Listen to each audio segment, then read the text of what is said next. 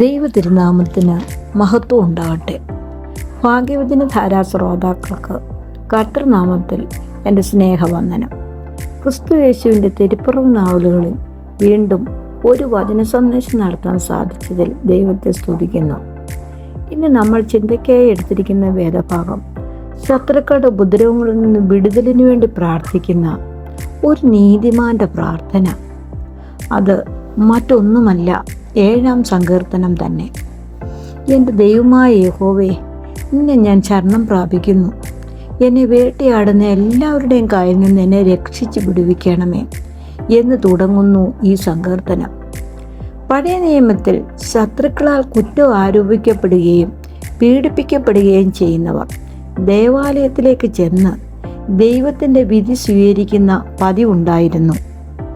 1 രാജാക്കന്മാർ 8:31 ഇതിൻ്റെ അടിസ്ഥാനം കാണാം. അതിൻ പ്രകാരം ഇവിടെ പ്രവർത്തിക്കുന്നതായി കരുതുക.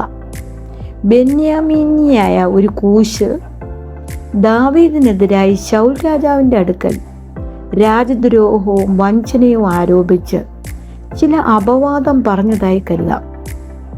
ആ സാഹചര്യത്തിൽ തൻ്റെ നിരപരാധിത്വവും നിഷ്കളങ്കതയും ദൈവസമക്ഷം ദാവീദ് വെളിപ്പെടുത്തുകയാണ് ഈ വിലാപകീർത്തനത്തിൽ കൂടി. ദൈവകരുണയും ദൈവനീതിയും ഒരേ സമയം വെളിപ്പെടുന്നു എന്ന പൗലോസിൻ്റെ വേദശാസ്ത്രത്തിൻ്റെ നിഴൽ ഇതിൽ നമുക്ക് കാണാം. ഭയവും അനിശ്ചിതത്വവും നിറഞ്ഞ ജീവിത സാഹചര്യത്തിൽ ദൈവ കരണങ്ങളിൽ ശരണപ്പെടുന്ന ഒരു ഭക്തന്റെ അനുഭവം ഇതിൽ അനാവരണം ചെയ്യുന്നു. ഈ അധ്യായത്തിലെ 1-2 വാക്യങ്ങളിൽ സഹായത്തിനുള്ള അപേക്ഷയാണ് കാണുന്നത്. എൻ്റെ ദൈവമായ യഹോവേ എന്നുള്ള സംബോധനയിൽ ദൈവത്തോടുള്ള അടുപ്പം വ്യക്തമാക്കുന്നു. ഒരു വിശ്വാസിയുടെ പ്രാർത്ഥന എപ്പോഴും പാപത്തിൽ നിന്നും പൈശാചിക ശത്രുക്കളിൽ നിന്നും സംരക്ഷിക്കണമേ എന്നായിരിക്കണം. 3, 4, 5 വാക്യങ്ങളിൽ സ്വന്തം നിരപരാധിത്വം വ്യക്തമാക്കുന്നു. ഒരുവൻ എത്ര തന്നെ നിഷ്കളങ്കനായിരുന്നാലും ദുഷ്ടനെയും വക്രതയും നിറഞ്ഞ മനുഷ്യർ അവനെതിരായി അപവാദങ്ങൾ പരത്തിയെന്നു വരാം. എന്നും ഈ ലോകത്തിൽ കണ്ടുവരുന്ന ഒരു പ്രവണതയാണിത്. 6-7 വാക്യങ്ങളിൽ ന്യായവിധി നടത്തുവാനുള്ള അപേക്ഷയാണ് കാണുന്നത്. ദൈവത്തിൻ്റെ ന്യായപീഠത്തിന് മുമ്പിൽ ലോക ജനത നീതിക്കും ന്യായത്തിനുമായി കടന്നു വരുന്ന ഒരു ചിത്രം ഇവിടെയുണ്ട്. 8, 9, 10 വാക്യങ്ങളിൽ നീതിയോടെ ന്യായം വിധിക്കണമേ എന്നൊരു അപേക്ഷയാണ് കാണുന്നത്. ദൈവം ജനതകളെ ന്യായം വിധിക്കുന്നത് പോലെ വ്യക്തികളെയും വിധിക്കുന്നു.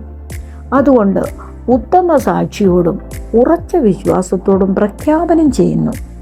ദൈവം എല്ലാവർക്കും പരിചയായി സംരക്ഷണം നൽകുന്നു. 11, 12, 13 വാക്യങ്ങളിൽ സർവശക്തൻ ദുഷ്പ്രവൃത്തിക്കാരെ ഉന്മൂലനം ചെയ്യും എന്ന് കാണുന്നു. ദൈവത്തിൻ്റെ നീതി മാത്രമല്ല ദുഷ്ടനെ നശിപ്പിക്കുന്നത്, മറിച്ച് അവൻ്റെ ദുഷ്ടതയും നാശത്തിലേക്ക് തന്നെ നയിക്കുന്നു. അവസാന വാക്യങ്ങളായ 14, 15, 16 ദുഷ്ടന് ദുരന്തമുണ്ടാകുമെന്നും അവൻ്റെ ചതിപ്രയോഗങ്ങളും കുതന്ത്രങ്ങളും അവന് തന്നെ അനർത്ഥമുണ്ടാക്കുന്നതായും ചിത്രീകരിക്കുന്നു. എല്ലാം അറിയുന്ന ദൈവത്തിൻ്റെ മുമ്പിൽ ദുഷ്പ്രചരണങ്ങളും വ്യാജങ്ങളും വില പോവുകയില്ല. നീതിമാനായ ദൈവം ഹൃദയങ്ങളെയും ആന്തരിക ഇന്ദ്രിയങ്ങളെയും ചോദന ചെയ്യുന്നു. അതുകൊണ്ട് ഹൃദയത്തിൻ്റെ വിശുദ്ധിയും നിർമ്മലതയും സംരക്ഷിക്കുവാൻ നമുക്ക് കഴിയണം. അങ്ങനെ ഉള്ളവർക്ക് മാത്രമേ ദൈവ തിരുമുമ്പാകെ ധൈര്യത്തോടെ നിൽക്കാൻ സാധിക്കുകയുള്ളൂ. താൻ കുഴിച്ച കുഴിയിൽ താൻ തന്നെ വീഴുമെന്നൊരു ചൊല്ലുണ്ട്. ഓസ്ട്രേലിയയിൽ പക്ഷികളെ വേട്ടയാടി പിടിക്കാൻ വളഞ്ഞ ഒരു വടിയുണ്ട്. അത് ചിലപ്പോൾ പ്രയോഗിക്കുന്ന ആളിന് തന്നെ ദോഷം ചെയ്യാറുമുണ്ട്. ഇതിന് ഇംഗ്ലീഷിൽ ബുമറാങ് എന്ന് പറയും. അതുകൊണ്ട് തിന്മയിൽ നിന്നും പാപത്തിൽ നിന്നും ഒഴിഞ്ഞിരിക്കാൻ ഈ സങ്കീർത്തനത്തിൽ ഉടനീളം സൂചിപ്പിക്കുന്നുണ്ട്. അതിന് നമുക്ക് ഓരോരുത്തർക്കും കഴിയണമെന്ന് പ്രാർത്ഥിച്ചുകൊണ്ട് അത്യുന്നതങ്ങളിൽ ദൈവപ്രസാദമുള്ള എല്ലാ മനുഷ്യർക്കും ശാന്തിയും സമാധാനവും ഉണ്ടാകട്ടെ എന്ന് ആശംസിച്ചുകൊണ്ടും ഞാൻ ഈ വചന സന്ദേശം നിർത്തട്ടെ. നന്ദി.